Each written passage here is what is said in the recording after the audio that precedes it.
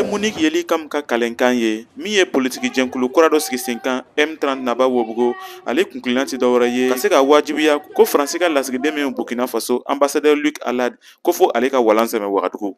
Kabi tile damadamani Monique yeli kam y'a yira ko ale ka politiki aju tɛ dɔwɛrɛ ye ka se ka Faransi gbɛn ka bɔ farafinna jamanaw kɔnɔ kɛrɛnkɛrɛnniyala Burkina Faso kɔnɔ.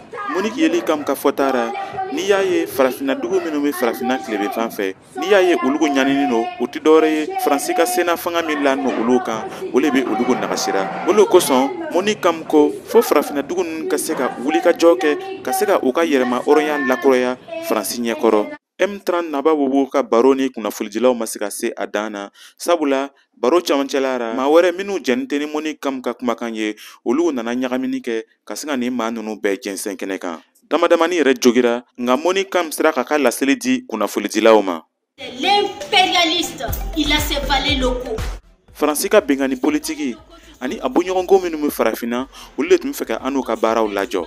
Olu tɛ dɔwɛrɛ ye ni anw dɔgɔ n'an kɔrɔ min bɛ farafinna yan.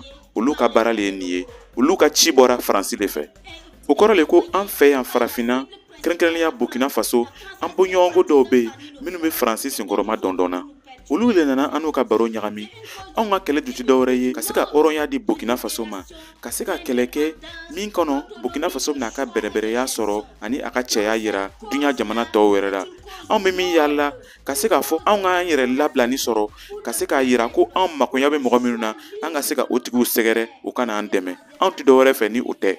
Surtout le choix libre des solutions. Nin sigikafɔ min jɛnsɛnna nin Monique kam y'a yira ko août kalo tile 12 natara wulikajɔba bɛna kɛ jamana kɔnɔ min kɔnɔ a bɛna wajibiya ko Faransi ka ambassadeur Luc Alad kan ka faso bila.